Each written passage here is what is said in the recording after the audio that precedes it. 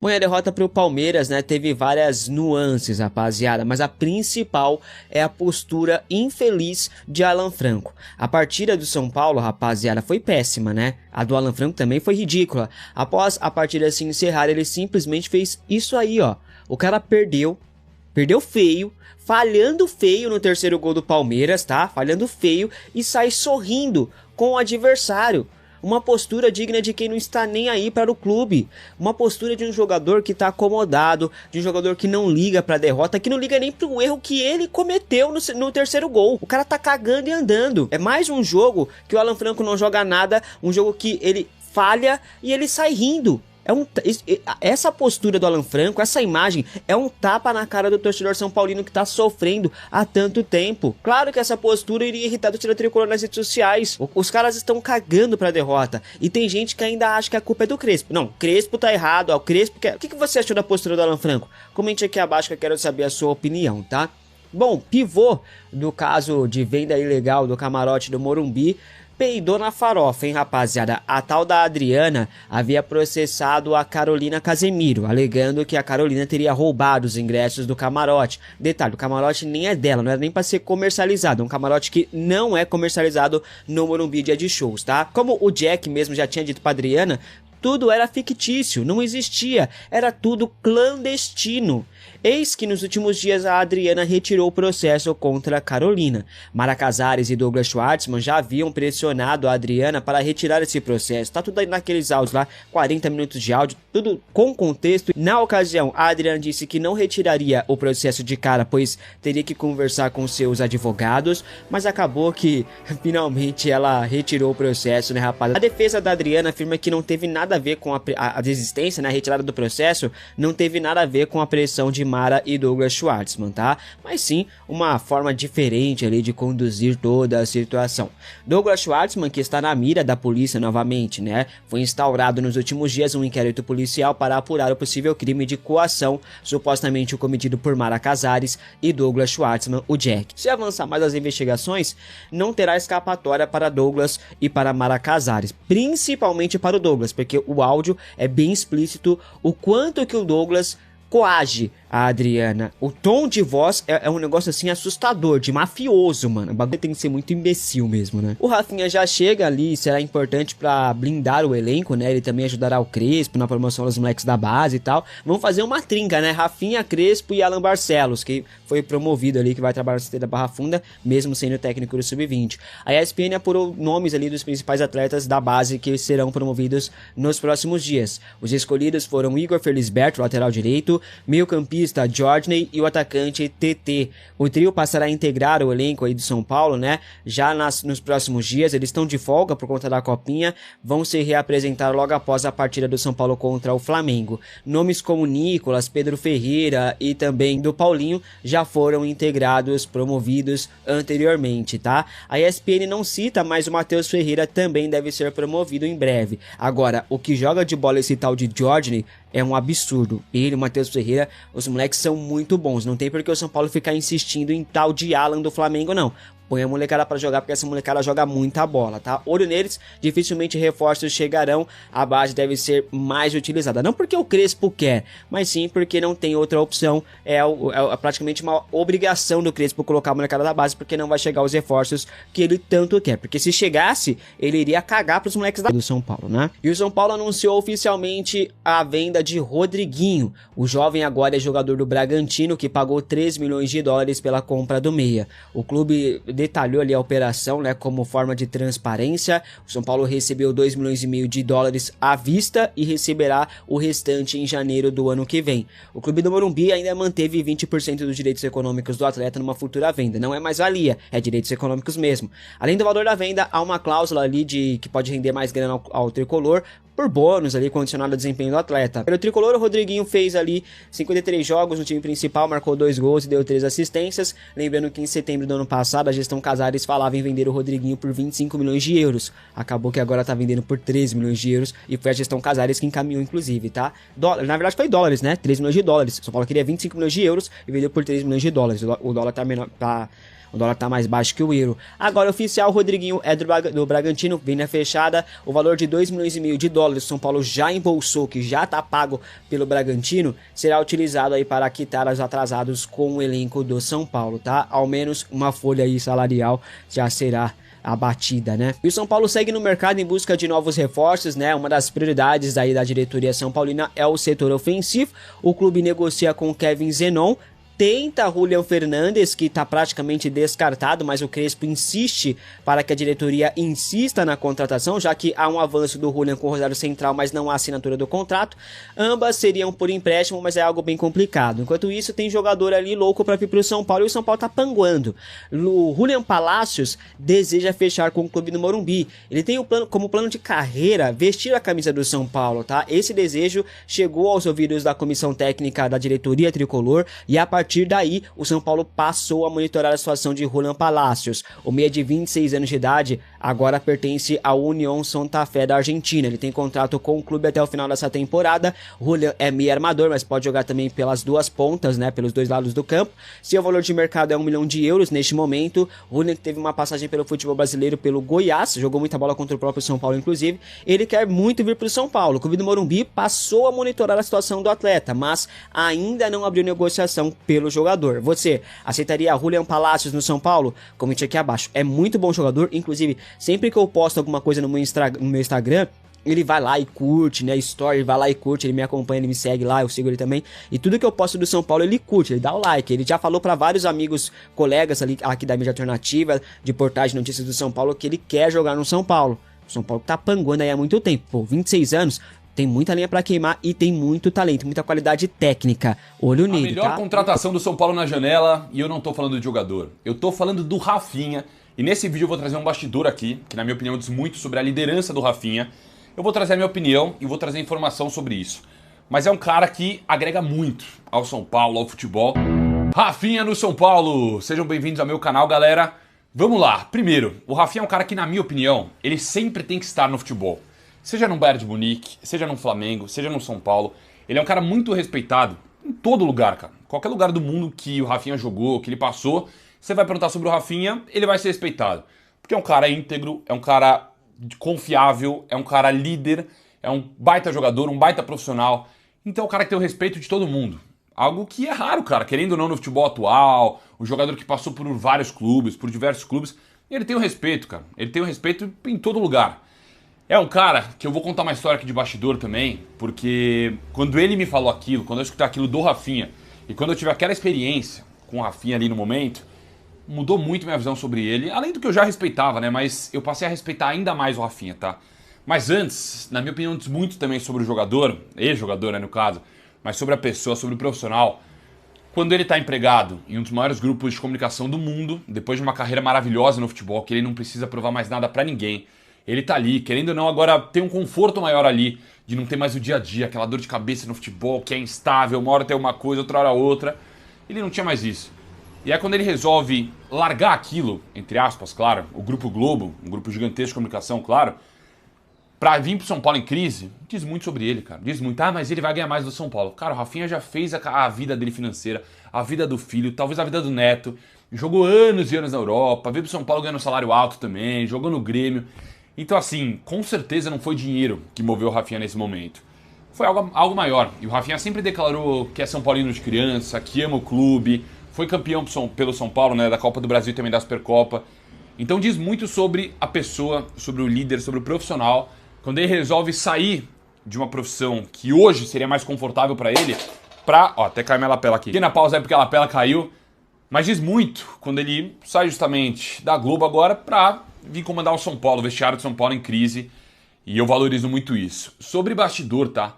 O Rafinha, eu nunca vou esquecer disso. Depois do título da Copa do Brasil, teve um evento ali, se eu não me engano foi o Lucas que organizou tudo, aí encontrei o irmão do Lucas, ele, entra aí, Juveira, vem, tal. Foi super legal, né? E o Rafinha, quando ele me viu lá, momento de comemoração, né? Eu já tinha conhecido a família do Rafinha no estádio, gente boa demais, o irmão dele, família toda, né? Uma família muito bacana.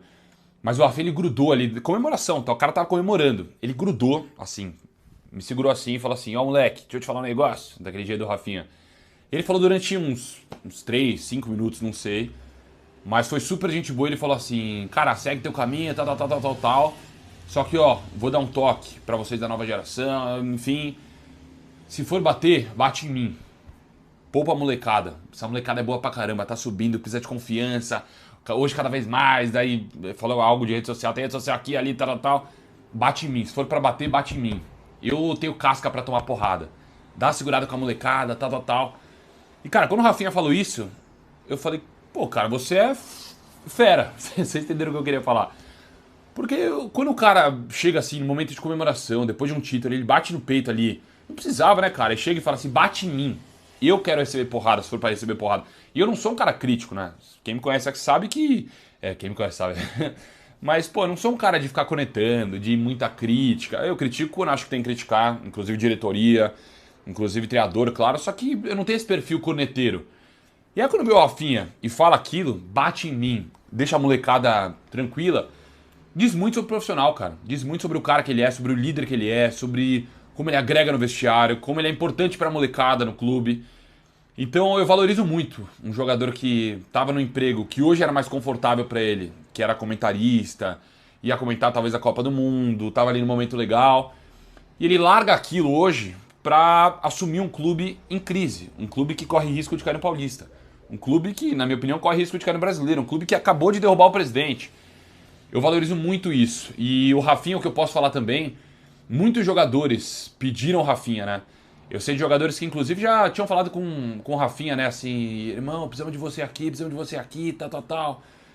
E isso é muito bacana, né? O Rafinha é um cara que é muito querido por todos. Eu tenho certeza que se tem jogador que não estava correndo por alguma questão extra-campo, pelo Rafinha esses caras vão correr. Porque o Rafinha vai deixar muito claro, ó, rapaziada, eu não voltei aqui pra cair pra Série B. Eu não voltei pro São Paulo, pro meu clube de coração, clube que eu terminei bem ali no momento, minha carreira no modo geral. Eu não voltei pra cá pra cair pra Série B. Então vamos correr junto, vamos embora? E os jogadores confiam no Rafinha. Isso é importante, né? Saiu uma diretoria que prometia muitas coisas pros jogadores e, pelo visto, por tudo que aparece agora, não cumpria. Mas não cumpria. O Rafinha é diferente. O Rafinha é um cara que o jogador sabe que se o Rafinha falar A, vai acontecer A. Se o Rafinha falar B, vai acontecer B. E é um cara assim que, conhecendo a pessoa, conhecendo o profissional, conhecendo a família do Rafinha, inclusive, um respeito muito grande, eu tenho certeza que vai agregar muito ao clube. E o São Paulo ganha muito com essa chegada do Rafinha. Né, a gente então transmitiu ao vivo aqui também no Arquibancada Tricolor, ele que é o novo gerente esportivo do São Paulo. E aí tem algumas aspas para a gente trazer aqui. Uma, que eu acho que é a mais relevante, é ele falando a respeito dos salários atrasados do São Paulo e o quanto isso não pode virar uma muleta para a situação. Bora ouvir o que disse o Rafinha. Do campo. Tá aí o Rafinha, então, falando a respeito justamente dos salários atrasados, né? E aí, Senna, queria te ouvir, mas para mim entra numa linha muito tênue entre você normalizar o que é o atraso de salário, que eu acho que ele não fez, porque ele falou, né, que o Arrim Aziz, ele tá trabalhando para isso, eu vou até trazer informação em relação a isso nessa live. Mas é aquela coisa, a verdade dói no futebol muitas vezes, né? E é óbvio, é claro, que até o nosso tópico aqui, e eu já quero dar a minha resposta que para mim, sim, existe um discurso, assim, conflitante entre o que fala o técnico Hernan Crespo e assim, a linguagem que é, tipo, adotada, né, pelo Arrim Aziz e pelo Rafinha. Existe um lado conflitante ali. Acho que o Crespo é muito importante que ele fale essas coisas. Ele é o único cara que fala a real, transparente para a torcida. Agora, ele perde alguns escudos também diante do seu torcedor, que é algo que a gente estava comentando aqui. Pô, quando o Crespo falava disso em novembro, era só ver os comentários aqui. Pô, do caramba, o Crespo é demais, tal, tá falando muito. Quando ele falou no jogo contra o Palmeiras, que é mais uma derrota, mais um jogo que São Paulo vai mal, mais um jogo que as coisas não fluem, e já não tem mais a figura odiada do Casares, por exemplo, para ter um fora. Hoje não tem um fora no São Paulo. Antes tinha um fora. Era fora Belmonte, era fora Casares, era fora Carlos Magno. Hoje os três saíram. A partir do ponto que vai tendo essa situação, ele vai perdendo esse apoio. Só ver os comentários aqui na nossa live, por exemplo, pós-jogo contra o Palmeiras, era isso. Pô, só chora, tem que falar do campo, e o campo vai falar quando, tal. Então, esse tipo de coisa também, isso vai gerando algo, né? É o que eu acho que a figura do Rafinha vai ser importante pro vestiário, porque eu tô de acordo com o Crespo, acho que é muito bom ele falar de forma honesta, é bom ele falar de forma sincera, ele não segura a BO da diretoria, e isso é ótimo, mas ao mesmo tempo tem algumas aspas que hoje a gente revisitando aqui, Pro grupo de jogadores, aí você pode pensar, é um bando de mimado, é um bando de cara que enche o saco e tal. Ok, pensamento válido, você pode pensar da forma que você quiser. Mas que pro grupo de jogadores pode pegar mal. Por exemplo, quando o pós-clássico do Corinthians ano passado, ele falou, faltam 5, faltam 9, faltam 10, falta todo mundo. Tipo assim, pô, esses caras aqui são tudo horroroso. Então, quando ele falou esse tipo de coisa, quando ele falou dos medalhões machucados, que precisava assim, cara, jogador com saúde. Tudo que ele falou, eu concordo, assim, 100%, mas a gente tem que entender também que jogador de futebol funciona com uma outra cabeça. Então isso é algo importante. E acho que o Rafinha vai ser muito importante e, de certa forma, me dá uma esperança ver que tem esse equilíbrio agora no São Paulo. Um cara que fala muita verdade e um cara que fala algo, talvez a boleirada quer ouvir, blinda ali a boleirada e vai tentar fazer o time jogar. Acho que isso é algo importante, Senna. Eu vejo que tem dois assuntos aí, tem duas coisas, né? E elas ficam numa queda de braço, parece, em algum momento. E o problema, na minha visão, e eu sempre falo isso aqui, cara, ninguém aqui é dono da verdade, cada um tem a sua visão, amigos do chat podem discordar, não tem problema nenhum. Mas eu acho que, assim, é uma queda de braço onde o time sai perdendo, o São Paulo sai perdendo. Eu não vejo um vencedor aí. Porque é o seguinte, você tem um lado que é o que o Crespo está falando, que, cara, é uma verdade que dói, como você bem colocou. O Rogério Ceni fazia muito isso também, tinha culhão para fazer isso, tinha moral para fazer isso. A gente teve vários treinadores que eram cordeirinhos, baixavam cabeça, não falavam nada, né? Essa sinceridade, ou o sincericídio, né? Muitas vezes aí pode ser o homicídio profissional do treinador, mas, cara, tem que ser dito, porque o jogador de futebol, ele é uma entidade no Brasil que é tratada como algo santificado, que você não pode contrariar. O jogador de futebol, ele pode estar jogando uma merda, pode estar uma porcaria, não entregando nada, que ele sempre vai ser o lado forte da história, ele sempre vai ter a razão. E embora muitos falem que não, claro, o jogador derruba técnico, é só não correr, né? E então você tem de um lado isso, um treinador que ele acaba sendo sincero demais e que ele tem os erros dele. Por exemplo, muito obrigado, inclusive, Raí Monteiro, pelas dicas de moda aí. Um abraço para o senhor, viu? Não te ignoro, viu, no chat. Mas, assim, a gente tem aí um treinador que ele não é top de linha. O São Paulo não tem dinheiro para trazer um treinador top de linha, né? Talvez vai trazer outro no mesmo nível do Crespo, assim como foram os últimos também, tá? Agora, o grande problema é que, assim, o Crespo, ele erra. No último jogo, ele errou pra caramba, sabe? As substituições foram... Eu até falei na transmissão, me parece que ele ligou o F, né? Então, o discurso dele não foi legal, ali de como ele leu o jogo e tudo, né? Então, você tem esse lado. Então, você tem erros e acertos do Crespo. Do outro lado, você tem um Rafinha que eu entendo que, pô, vai ajudar. Eu acho que o Muricy, ele já não estava tendo esse vínculo com o elenco, acho que não falava a mesma língua. Muricy extremamente vencedor na história do São Paulo, mas não é aquele cara que o elenco para ouvir hoje em dia. E o Rafinha não, o Rafinha é um deles, né? Então eu acho que vai ser positiva essa entrada do Rafinha. Mas me preocupa porque o discurso todo do Rafinha, ele já veio para a demissão do Crespo. Já está ali colocado que, ó, a gente não pode usar muleta disso, tá devendo, tá, vamos resolver e tal. Mas, cara, e aí? E ele tem uma certa razão também, porque o Crespo não pode ficar o tempo inteiro só usando essa muleta para falar de extra-campo, sendo que a parte do campo ele também não está conseguindo fazer tudo funcionar. Mas a minha preocupação é, será que outro treinador vai fazer? Será que outro treinador vai conseguir? Qual outro treinador que consegue fazer? Porque o Crespo, com esse mesmo elenco, ele fez no começo, quando ele chegou. O São Paulo deu uma guinada de vitórias. E aí o cenário é o mesmo do Zubeldia. Chega num ponto que o elenco fica descontente ou tem algum problema, o elenco baixa o rendimento. Aí você troca o treinador. Foi a mesma coisa com outros no passado. E vem acontecendo isso há muitos anos no São Paulo. Há muitos anos. Então, amanhã, se chegar lá, como falam, especulam, o Renato Gaúcho ou outro, sei lá, será que com o Renato Gaúcho não vai ser a mesma coisa?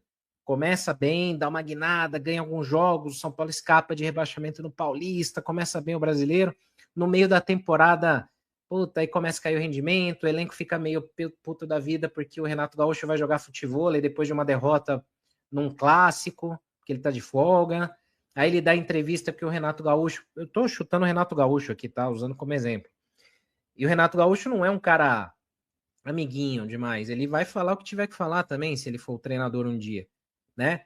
Aí ele vai lá e dá uma cornetada em algum jogador. O jogador vai ficar magoado, vai reclamar com o empresário vai soltar na rede social, o torcedor vai abraçar a ideia do empresário, fora treinador de novo, e a gente fica nisso, cara. O que mudou nos últimos anos? O Arquibancada vai pro 18º ano. Em todos esses anos, tirando quando a gente criou a Arquibancada, que foi no Tri brasileiro, no Tri Hexa, em 2008, do ano seguinte para cá foi igual com o Muricy, foi igual com todos os treinadores. Ou seja, pé frio é você, né, querendo ou não. Não, porque a gente criou quando o São Paulo foi campeão, né? Quando o São Paulo foi campeão depois que a gente criou, né? Perfeito. Mas assim, eu fico muito preocupado, cara, porque o São Paulo não sai vencedor dessa queda de braço aí. Os dois têm razão. O Rafinha no discurso dele, com essa parte de, beleza, cara, tá bom, a gente tá com problemas aqui, mas você tem que fazer o seu dentro de campo. Vamos conversar, vamos tentar resolver isso daqui, do que demitir mais um e resolver e ficar com esse problema. E o Crespo também tem razão, que não pode normalizar isso daqui de um monte de problema, e a gente não pode ignorar que, porra, teve um monte de BO pro Crespo, como teve pro Zubeldia, como teve pro Carpini e outros. E a gente vai repetir de novo? Eu tô ficando meio cansado de ver essa história repetida todo ano, Gabriel. Tudo igual, né? O São Paulo encerrou nesta terça-feira a preparação para enfrentar o Flamengo pela primeira rodada do Campeonato Brasileiro no Morumbis. A principal novidade tricolor é o atacante Lucas, preservado do clássico contra o Palmeiras no sábado pelo Campeonato Paulista, por causa do gramado sintético da Arena Barueri. O camisa 7 está relacionado e será titular. No último treino antes do jogo contra o Rubro Negro, o São Paulo realizou uma atividade no CT da Barra Funda com ajustes táticos e um trabalho de bolas paradas. Parte do elenco ainda fez um jogo em campo reduzido. O time deve ser escalado pelo técnico Hernan Crespo com Rafael, Mike, Arboleda, Alan Franco, Wendel, Bobadilla, Marcos Antônio, Danielzinho, Lucas, Caleri e Luciano. E aí, torcedor, deixe nos comentários o seu palpite para a primeira partida do Tricolor no Brasileirão. O meu é um empate de 1-1. Pausa de 5 segundos para pedir a sua ajuda ao nosso canal com o seu like e se inscrever se ainda não for um inscrito.